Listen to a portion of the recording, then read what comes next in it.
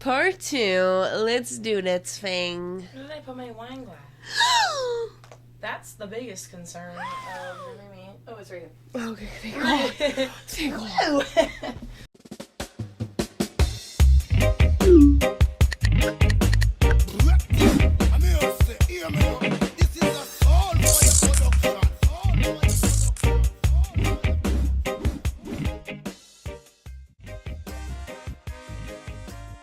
It's part two of episode 8. The last episode we already recorded tonight. We're splitting this in half because we just have that much drama to dump.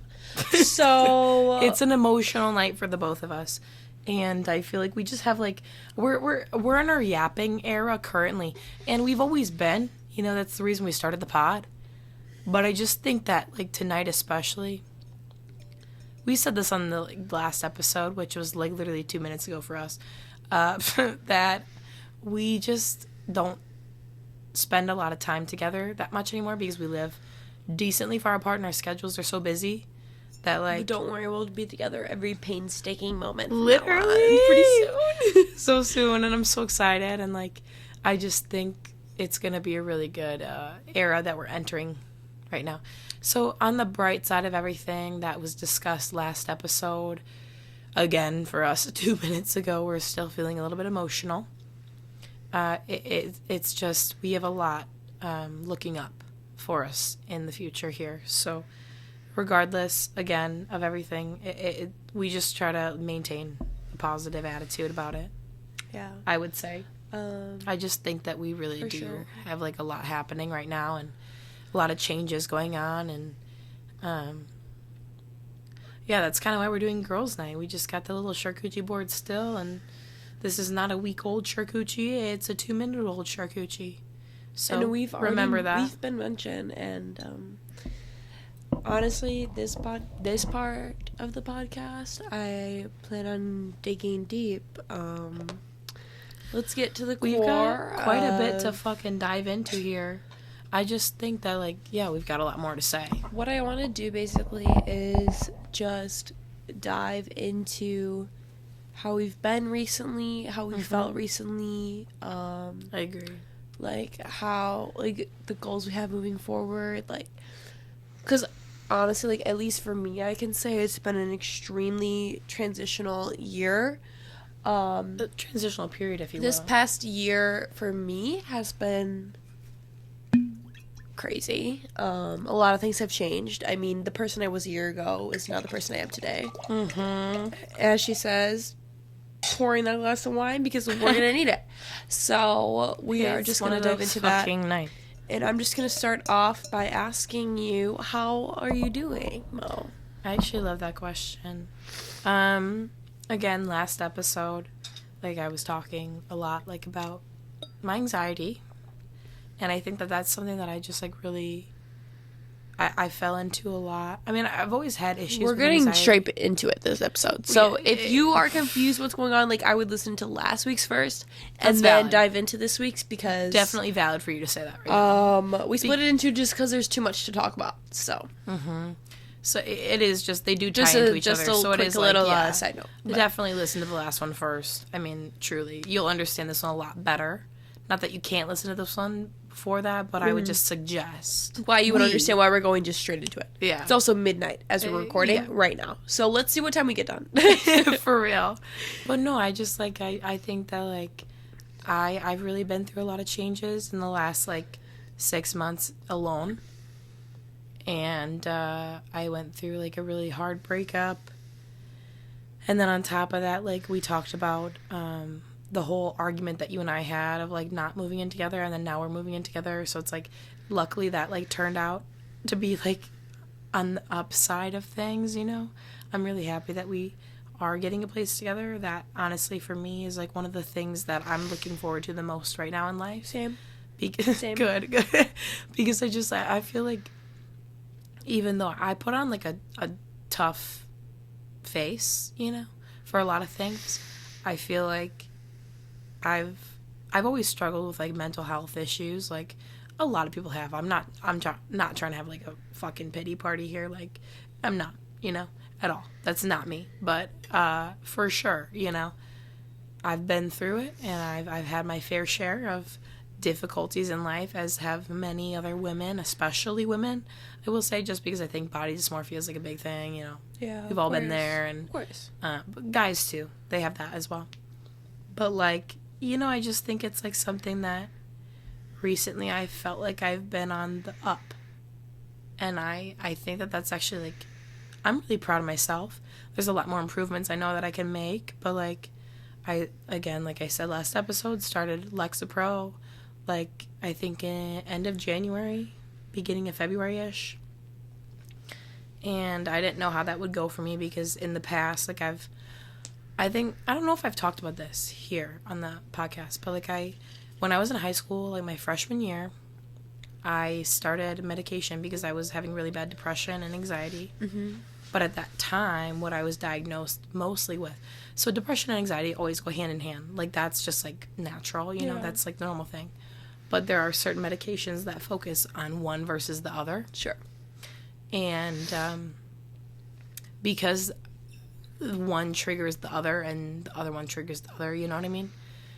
As a provider, like medical provider, like you don't really know which one it is. You just kind of have to go based off of like family medical history, or like, you know, anything in general really that you can like pull from that person's like past and like history. And so when I was in high school, my freshman year, I started on sertraline, which is actually medication mostly directed towards depression. And when I started that, at first I was like, this is great, you know, but you do have to give it a few weeks to like kind of settle into it. And when I first started, I was on 10 milligrams. Each tablet at the time was 20, so I had to cut them in half.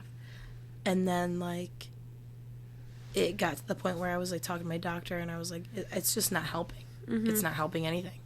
And instead of like being like, oh, maybe we should consider a different medication, which that doesn't fall on them. I only been on it for a couple months at the time. Mm-hmm. They upped my dose. Mm-hmm. And I will say, all throughout high school, 4 years, I never once switched medications or tried a single different one. I went from 10 milligrams to 100 milligrams a day by the end of high school. And by that time, every single morning I'd wake up and I was really shaky because the medication just wasn't doing what it needed to do for me. It wasn't actually helping me mentally. Mm-hmm. And so instead it was just affecting me physically. Mm-hmm. You know what I mean? Yeah. And I think that that's something that like people don't really talk about that much. But it's definitely something that people... I'm not the only one that's experienced that. I mean, right. that's a common thing, you know? Right. And so, like, since then, I've, like, started to really focus, because this is something that I've always wished that a doctor would have said to me when I started medication the first time around, especially because when you're so young, you're like, damn, like, there's something wrong with me. Sure. You know? Yeah. You're like, wow, like, what is wrong with me? Like, I have issues. Like, there's seriously, you just think the worst of yourself. Yeah. And then I wish that a doctor would have said to me what my current provider said to me the first time that I ever met with him. And then got me on Lexapro, of course. But he said to me, medication is not supposed to fix your problems. It's supposed to assist you to help you fix your problems. Mm-hmm. And like that for me was something that I realized around my senior year, when I actually, like, without telling my provider, which don't do that, okay? Like, you should really, really be, like, keeping your doctor in the loop. But I think that at the time I was just, like, so young, and I didn't really know how to, like, handle the whole situation. And I, like, weaned myself off of the medication. Not that it's, like, an addictive thing, but, you know, I just, like, kind of stopped taking it every now and then every now and then I would take half a tablet or whatever, you know? And I didn't tell my provider, which you should absolutely be doing. Like, don't not do that. Is what I'm trying to say. Yeah. But definitely at that point, I switched to the mindset. It was like a switch. Yeah. I was like, you know, this isn't supposed to fix me. I can't rely on a medication. Yeah. It's the same as like birth control. Yeah. It's not good for people. You know, it's not good for you, but it's there to do its job, and that's it. And it has its side effects, and that comes with it. You know, it's like a package deal, even though that's not ideal, but it became so normalized, right? And so it's the same thing as any other medication. It's like the same thing when you take ibuprofen. I'm sorry, but like, I mean, those are, because they're so like, you can just buy them. They're not even over the counter. Like, you just buy them. that's like a completely different situation in the sense like you look at that like, okay, that's gonna fix my problem temporarily. Yeah. And then you just take more, right? But then because you're so used to that concept of a medication that's so well known, you assume that with any other medication that you take. And then it was weird because I had to teach myself that. Yeah. And that's, I mean, honestly, if there's any like medical professionals like listening, highly doubt that, but just saying, Same. Please throw that into your practice because it's just something that I feel like a lot of young women and men don't hear when they start a medication that makes them feel like, God, what the fuck is wrong with me? You know? For sure. But truly, overall, my point is that I think because of the mental headspace that I've gotten myself into, the medication that I have recently started, which obviously is just better for me than the sertraline was. For sure. Clearly. Because it became not more of a depression thing, but anxiety thing. Like I said, they both link. Yeah. Naturally. Yeah. So I've heard. Right. Through the grapevine. Yeah. Through the grapevine. No, but they just, that mental headspace really got me into a spot where I was like, okay, going into this, and then to hear my doctor say it for the first time ever in the last 8 years that I've been involved with any sort of medication to help my mental, it was honestly like groundbreaking for me. I was like, oh, loving that. Like, and then currently I'm in the process of finding another therapist, which to be honest is something that I've never really been into. That for me feels really weird, especially when I was young. I was never one to like talk about my feelings, but now like as I've gotten older, like I'm more willing to. Yeah. And I mean, you know that obviously, like you've been friends with me for the last like 4 or 5 years now, and like you know me to be very confrontational, but at the same time I'm more confrontational about other people's feelings than my own. And then in like the last like year, I think that I really started to try to break ground on my own feelings and be able to talk about those. Yeah. You know?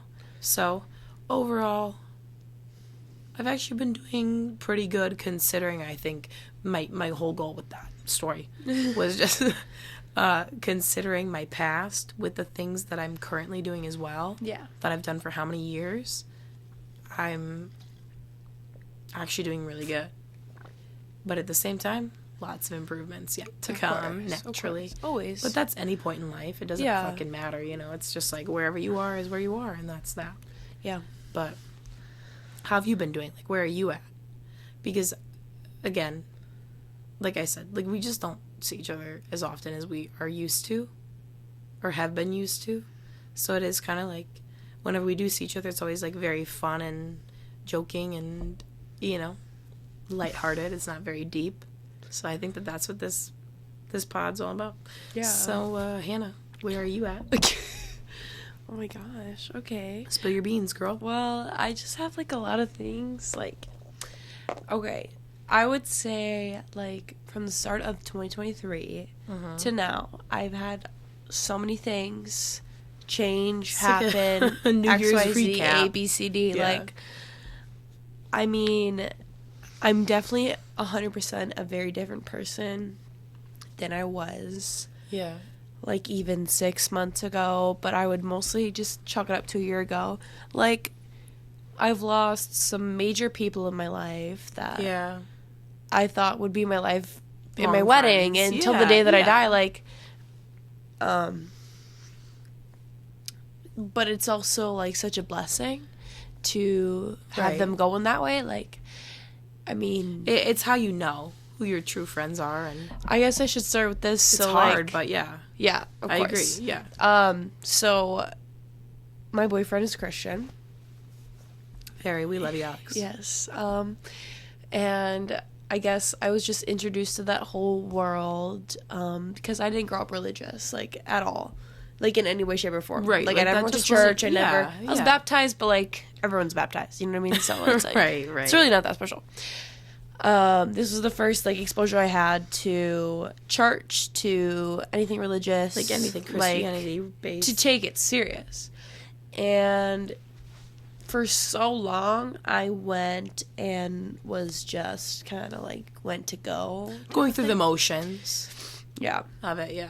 I would say I mean, we've been dating for like over a year now. I guess like we've been going to church the whole time. I would say like within the last like 3 months-ish. Right. 3-4 months, I really started to take it serious, and it just changes your kind of whole perspective on a lot of things, which I genuinely have felt, and I feel a lot of peace in things because of Jesus, in things that I didn't feel before. Right. So kind of just like when situations like arise, I feel like I take them with a lot more grace and Like you kind of look at it differently. Patience than I used to, which is Right. amazing. And also like if you knew me like maybe 2020 era, like I am that's not the same person. Like I love this.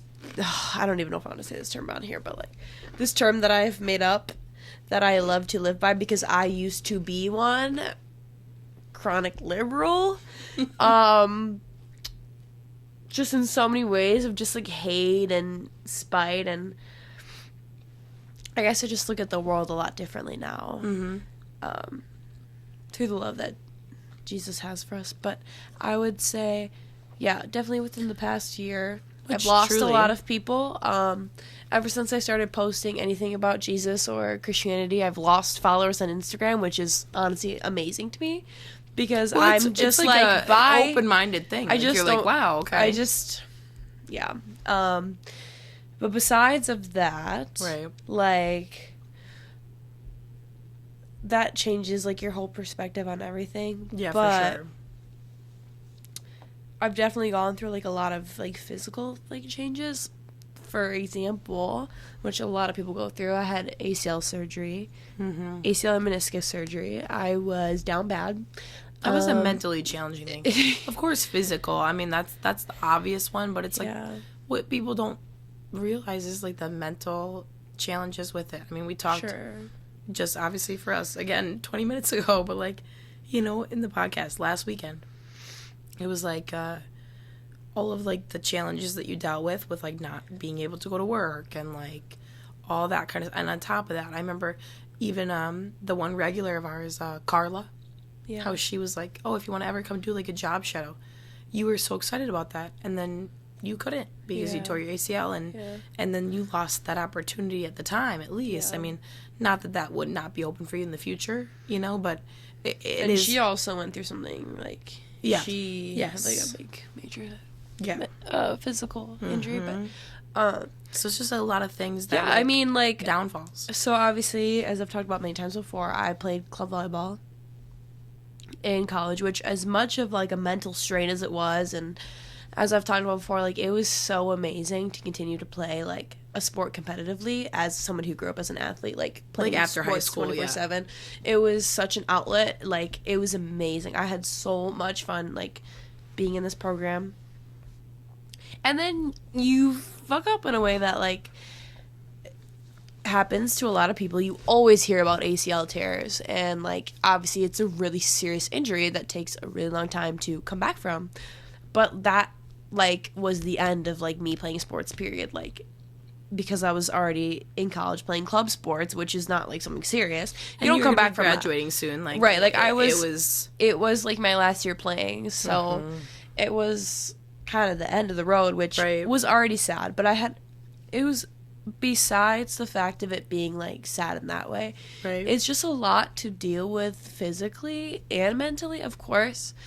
I tore my ACL March 4th, 2023, and I had surgery May 30th or 31st, one of the two, I can't remember. Because for a long time, like no one knew that it was even torn because all the doctors told you like, you were fine. Yeah, they told me that it was no one ever did like an MRI or something. Yeah. So I did physical therapy for 6 weeks before I found out that it was an ACL tear, ACL and meniscus.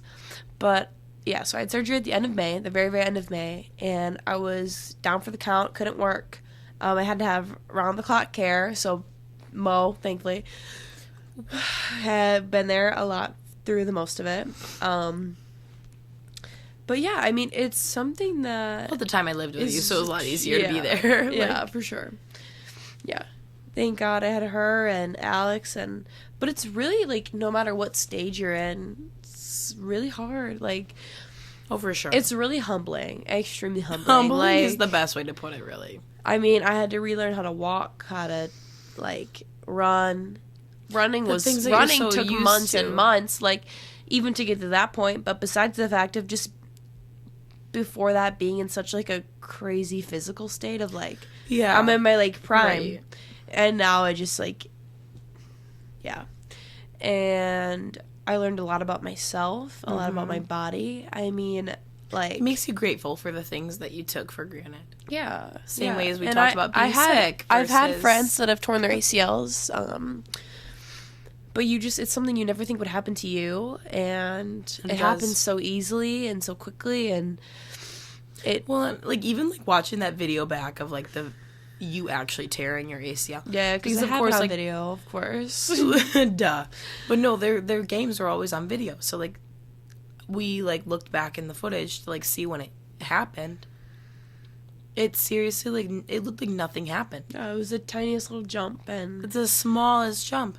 But it was the way that she landed, of course, which even looking at the video, had you not known that she had an injury right after, you would think, oh, it was fine. It's just a big hit, and then she's good. Mm-hmm. Lands fine. You know what I mean? Yeah. Nothing genuinely, unless you were looking, happened to your knee. Yeah. Do you know what I mean? Yeah. Because I remember when we actually paid attention to the video, your knee slightly slid. You know, I felt my and I remember knee that. Go out and come back in. So I thought I dislocated it or something, which is a shorter recovery, obviously. But yeah, that was not the case. Yeah, but I definitely felt it go out and back in. Mm-hmm. I specifically remember that.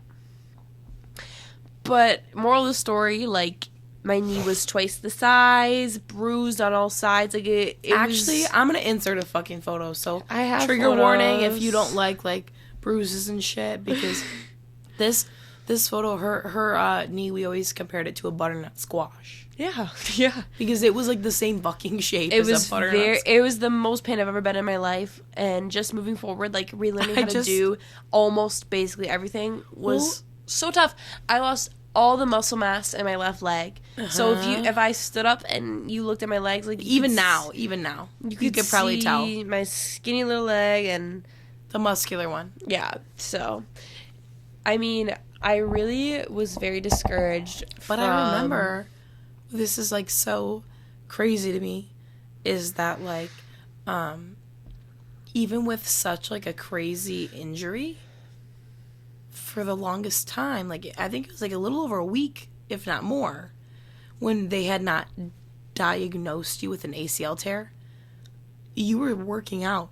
This bitch was hitting fucking legs, and she was fucking quad. I mean, she's leg extensions, fucking, going ham. And she's like, oh, I'm fine, hurts a little bit, just a sprain. Bitch. Yeah, well, she know she had teared ACL and meniscus with an ACL tear. But... Well, you can, but I'm not saying that that's a good thing. But you can't do much. Nar. Sports wise, but yes. But I just remember. No, I was because nobody out. I remember the day it happened. I was like, "Fuck, this is But I also feel that's why they told you that you were the poster child of an ACL injury and recovery. Dude, they told her that because she recovered so fast. You would only know if you've been through it, but right. ACL recovery is no fucking joke. It's hell. It's hell. It is painful and very fucking uncomfortable and very not what you're used to having right. movement wise. Right. It was it's freaking sucked, and I also did it in the middle of summer, which is with little to no air conditioning. So I was just bedridden, and I remember for weeks with no air conditioning, and it sucked. There was multiple times too over the summer, we'd be oh, let's go do this, and we knew that it was kind of a stretch for you, but you were in that point of recovery where you were more willing to get up and walk around.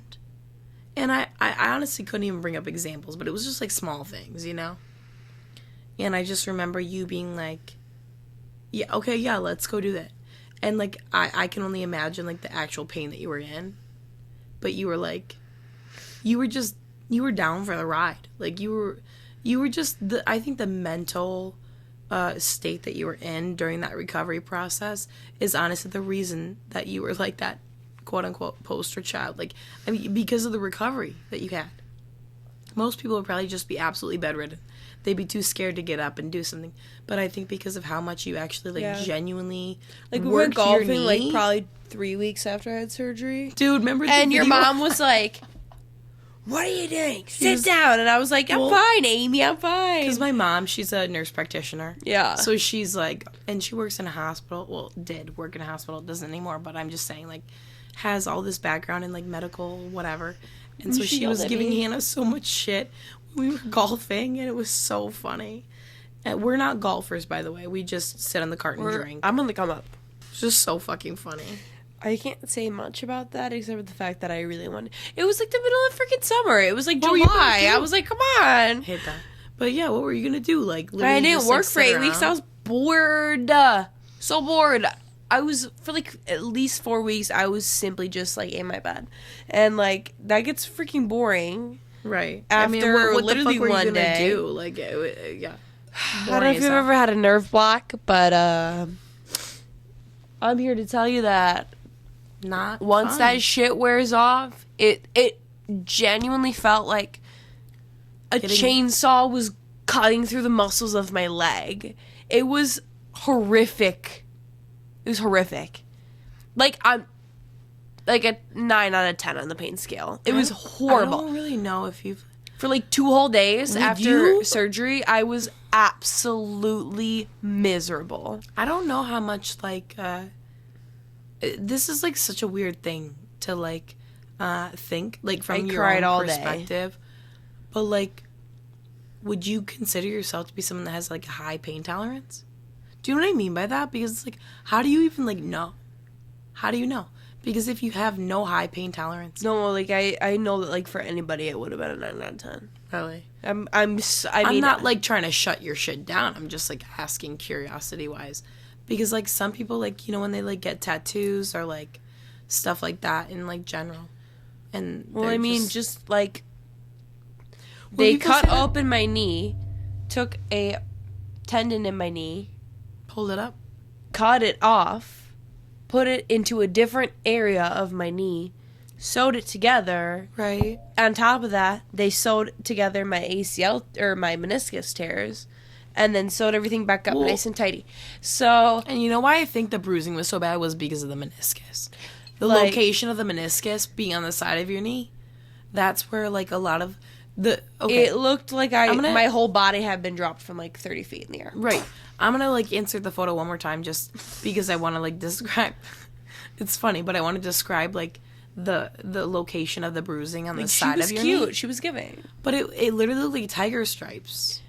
Yeah. And it was because of, like, how they had to do the surgery. It was a lot of, like, digging in and pulling. So in those spots is where it bruised, so it looked like fucking tiger stripes, if that makes any sense, what I just explained.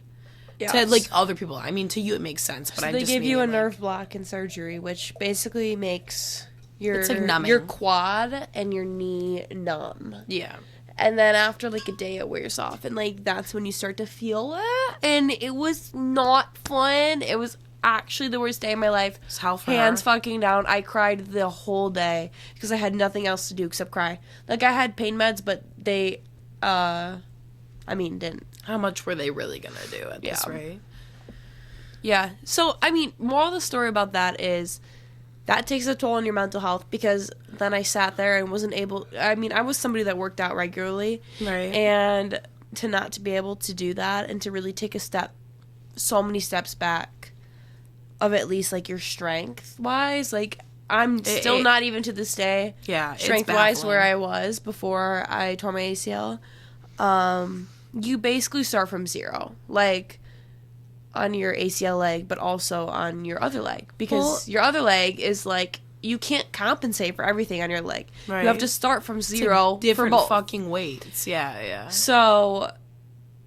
it's super humbling, especially from someone who's really taken pride in lifting weights, working out. The past couple of years, I've really gotten into it. Right. I mean, we got into it together, so it's just like we should talk about that. That's so funny. Same timeline. So, like, to go from working out 5 days a week to doing 0 days a week and then slowly having to kind of get back into it. But I'm talking like extremely slowly.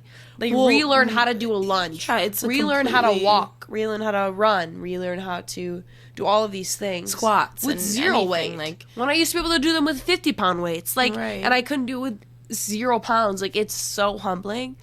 And it takes a toll on your mental health because when you also have bad body image, and a lot of thing that helps you with that is working out, but you can't work out the same way you used to.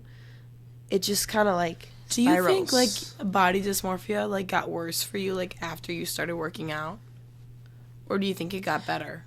I think it got better actually. I feel like that's such like a hot take because I mean, my body dysmorphia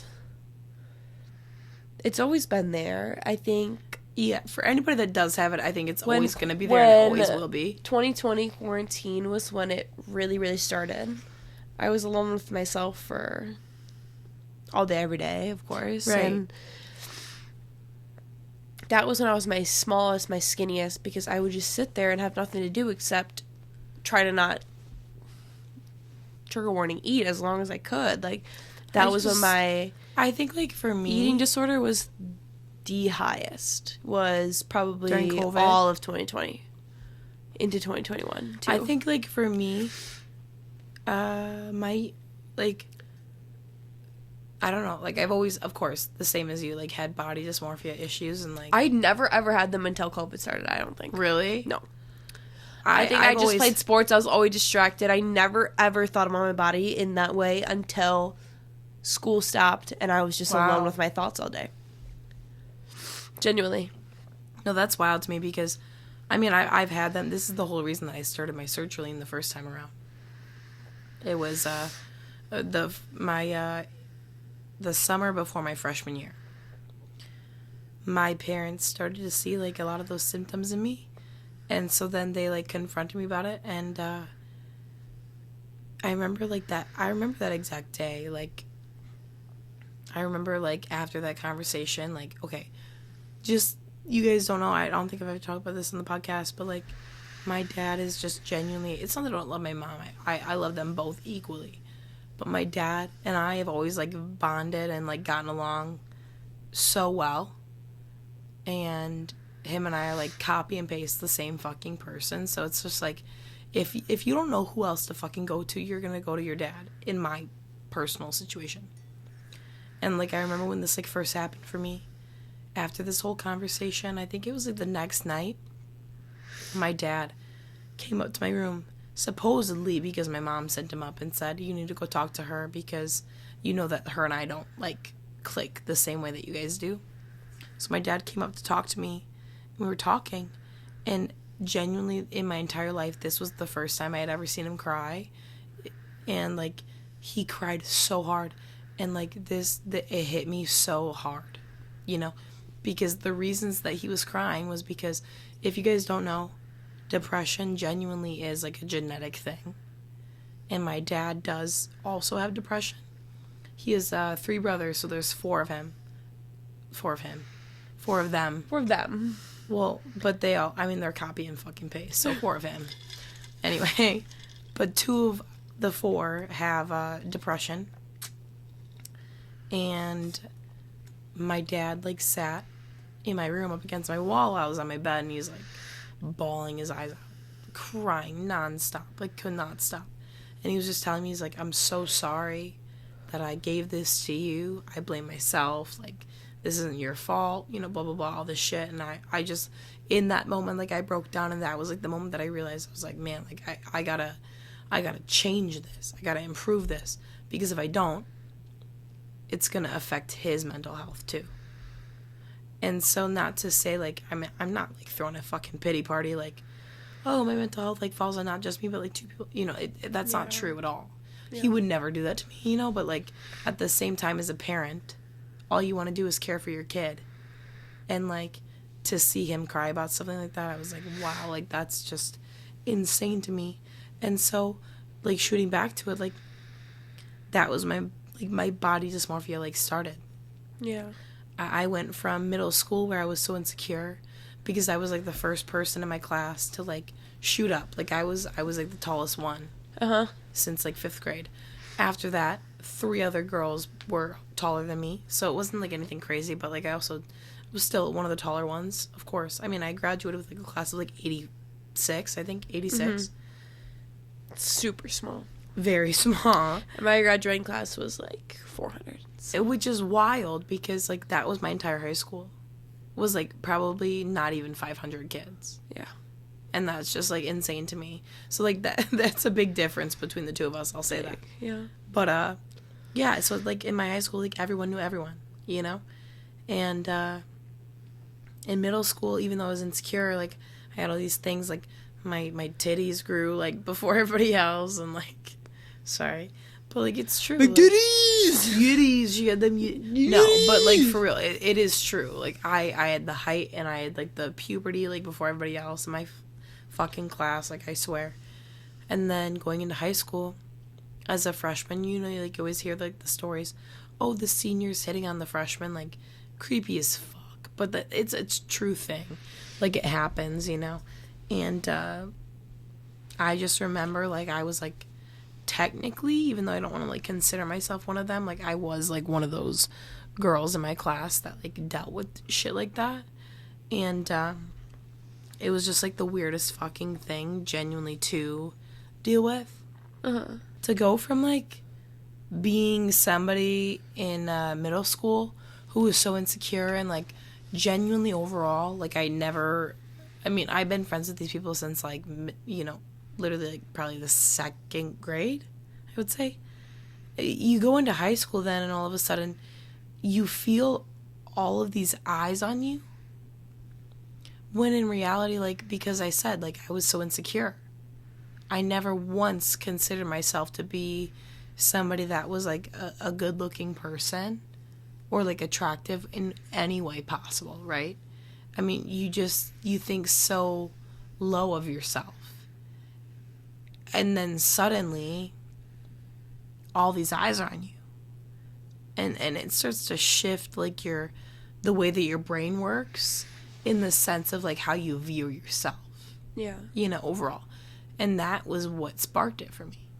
And that was when my parents had to sit me down and say, there's something going on with you, and, like, we need to talk about it and do something about it. And I just remember at that time, I started to focus more on my skincare and my makeup and the things I would wear.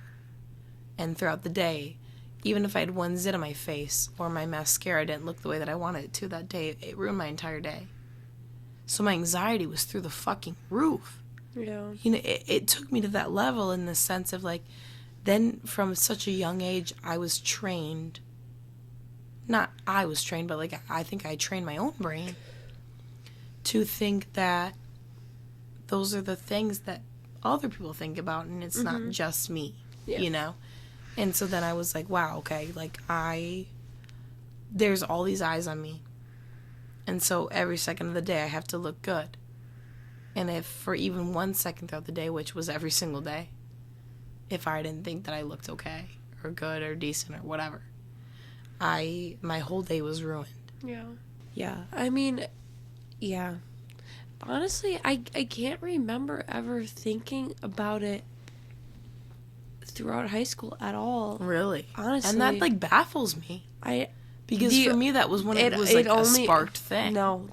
The like, height of it for me was, like, throughout COVID. The first couple months, like, because we were home and everyone was into, like, doing their at-home workouts and, like, really all that stuff. And I gained weight during COVID. No. And that's what got me in my fitness era. No. I'm a binge eater. I definitely I would think that wait, I do like, that. as long as possible and, like, all those, like, unhealthy things. And, like, when I went to college in the fall of 2020, like, that was really, really hard for you, huh? Yeah, I mean, that was when it was really bad as well. Like, I would eat one meal a day. I would wait all day and eat at dinner and then, like, cry after I ate and, like, this whole It was just, like, hard. thing. Like, you couldn't, like, mentally Except the fact And that that was, you like, ate with food. everything of, like, with COVID. And then I literally got COVID and strep throat at the same time. Like, Not a good combo, huh? it sucked. But, yeah. I mean, I was very dark for a number of months. In, like, the ED era. Not ED. Yeah, it was in my ED era. It was an era. And then I think slowly I've crawled myself out of it, and it never goes away, of course. No, it doesn't. I mean, especially too, like, you think it's gonna go away when you start, like, working out and you're like, oh, I feel better on my body. You never do. Sorry. Yeah. Sorry to say it, but once you have it, like, it doesn't go away. No. You know, it's always lingering Yeah. in the back of your mind, no matter what you think. Yeah. And that's It's what true. sucks. I mean, I know, like, your body changes, and, like, even with, like, the major surgery I had, and, like, obviously, of course, my body's going to change, and I've really, though, been content with just, like, settling into my body and finding something that works for me, like... And I've been trying to do that, too, because, like, I feel like I'm currently at, like, a point where I don't go to the gym as much as I used to at all. Yeah, same. We both used to go to the gym. We kind of fed into each other's, like, EDs during this time when we first, like, met. We would stay up. Oh, my God. We would stay up until, like, 4 or 5 a.m. Swear to God. And then we would wake up, like, 2-3 hours later at, like, 7 a.m. Split a fucking granola bar and call that breakfast. And then go to the gym. And we would be at the gym for, like, 2 hours minimum. During that time period, 2 hours was, like, what it should have been. You know what I mean? For, like, in our mental health. It was 2 hours or less was nothing. You didn't do shit. You know what I mean? Like, we were judging based off of, like, things that, like, we weren't, like, reading our bodies. We were just, like, doing what we thought was right. And that doesn't make it okay. It's just, like, what we had going on at the time. Do you know what I mean? Mm-hmm. Like, it was just not, like, a good time. No, period. I definitely, yeah, for sure. I'm glad we are not in that area anymore. Me too. I mean, I'm really heavily on my healing era. I'm trying to get there, personally. I mean, I've really genuinely been trying to move my body in ways that makes me feel more like myself, because I still struggle with having a bad knee, and I haven't felt like ever like I did before I had my knee problems. So I've really been trying to be mindful of just trying to heal my body, and also I just know that any movement is good, and you just have to be gracious towards yourself, Right. and know that, like, not working out every day is completely fine. Like, you don't have to do that. If you do, great. If you don't, that's great. Like, some workouts are going to be better than others. That's just normal. Yeah. I've been trying to, like, feed my mental, my soul, Right. just different kinds of things. A lot of soul searching, and I think it's been, like, harder for me because when I say harder, I don't mean, like, harder, like, versus, like, you. I just mean harder for me, like, than it was in the past. Personally. Just because, with, like, the bartending job that I have now compared to the last bartending job that I had, it's a lot later hours. And so that's been something that I've, like, been trying to, like, come back from. So, like, on top of, like, my bartending hours, which I do work, like, 4 or 5 days a week, at minimum. Some weeks more, you know. It's, like, on top of that, I have my marketing job, and, like, of course, like, certain weeks with my marketing is busier than others. Like, that's just normal, you know, any job in general. But, like, I know for a fact that, like, the next few weeks for me, marketing-wise, are going to be crazy. And for some odd reason, it happened to line up the next few weeks for me are also the weeks that I was scheduled the most I've ever been scheduled per week, per day at my bartending job. And so it is just like one of those things where I'm like, fuck, like, I don't know how I'm supposed to fit in everything else that I have going on. Yeah. And it's just like stressful. And I was thinking about it tonight and I'm like, I can't let myself like stress over it. I just kind of have to take it day by day and like do the things that feel right. Yeah. During that day. And I honestly, like, I feel like that for me is like a growth thing because I would have never thought that to myself. Like, even a year ago, 6 months ago. Like, I never would have. You know me. I stress, like, stuff like that. Yeah. And I just think that, like, for me, that was, like, a big thing. Yeah. So, I guess, like, that's something to be proud of in my eyes. I think, I think you're definitely going to be okay. I know you can do it, and I don't think it would have been put on your plate if you couldn't have. I think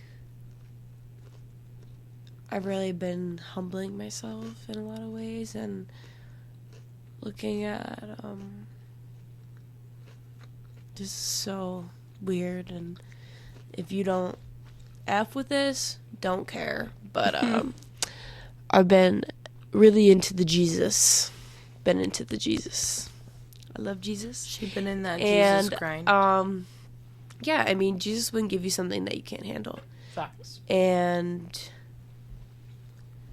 he loves you, and he knows everything is for a reason. I mean, I've always known, even before I believed in Jesus and his sacrifice and all of that, that everything happens for a reason. I've always believed that. I've always believed your life, everything that happens is set out, like, no matter what you do, everything is supposed to happen that way. Yeah. And I was never religious at all. I've always believed that, however. Like, your life is set out for you.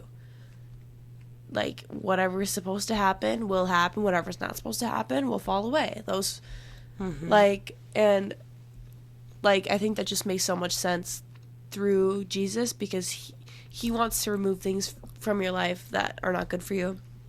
And I feel that he's done that. There. He's removed people from my life that were not supposed to be there. And that's really freeing. It's a freeing feeling. And I feel optimistic. It's amazing because I've always felt so much stress and, like, worry and all that, but I don't feel it as much anymore because I kind of just believe that you put your trust in God. Yeah. And the faith. And it is hard because not a lot. My family has never been religious. I know one person in my family that's religious out of everyone. And so it is like a foreign thing along from, like, just I've never done it, but, like, the people around me are, like, probably confused. But it's like you can't be shy to kind of share those types of things. And it is weird because I know that a lot of my family doesn't approve or agree or whatever, but I mean, I'm not living for other people's approval. Right. To each their own. To each their own. There's nothing wrong with that, but yeah. You know, you have your own beliefs now, and and that's what works for you. I feel great. I mean, I feel very content in a lot of ways, and in ways that I've never felt before. So, which is a good thing. And I mean, like, with all the crazy things happening, I just try to look for the good, and you just have to kind of keep that positive mindset, though. Like, my family, they always taught me to, like, believe my own things and, like, to speak to God like he's my friend. Yeah, not like he's a stranger that I'm, like, hoping will listen. You know, he's my friend. And I think that's something that not a lot of people, like, have. And that's what I love about, especially Alex. I mean, I think that he, like, kind of brings a lot of that to the table. So it's, like, a really powerful thing that he preaches, I guess. Yeah. It is really humbling to accept that, you know? Mm-hmm. I mean, again, never grew up religious, so when I was introduced to all this, it's so, like, it's so Kind of foreign scary. language. And, you kind of choose your own path. So, like, if you choose that you're going to take it seriously and have a relationship with Jesus, like, and, like, that comes with a lot of sacrifices, you know? Right. It comes with, but it's beautiful. I mean, I have no doubt in what I believe in, and it is weird because, again, none of my family is like that. But Mm-hmm. and that makes it weird because, like, obviously Alex, my boyfriend, his whole family is religious, so you have that comfort in knowing that your whole family believes the same thing. Mm-hmm. But I don't have that, Well, and that's okay. but that's also, like, your future family, you know? Oh, yeah, well, of course, but And so that's, like, Yeah. another comfort thing, though, that, like, I feel like it's very easy to forget about. no, I know, but it's just a different thing to want it for your own family. Right. That, like, that comfort, that feeling. Just for them, like, for them to feel No, it. I know. Like, that, I mean, like, that comfort, that feeling, you want it for them. Mm-hmm. Yeah. That's what I meant, but yeah. My family isn't like that, though. So, like, honestly, as far away from that as, that sounds horrible, as you could get. Like, yeah. Yeah, no. I get that, though. I mean, I think, like, I don't know. I mean, my family, like, my dad grew up, like, he was, like, a hardcore Catholic family. And so even, like, my grandma, like, her 4 sons, I don't think a single one of them married a hardcore Catholic. My grandma always had issues with somebody in the family, and it was always one of her daughter-in-laws, is what I will say. She's a problematic queen. But you know what? We love her for it. I guess so. We do. Well, you gotta, right? I'm Yeah. munching away. I'm As you so should. hungry right now. As you should. 1, 2, 3, let's go!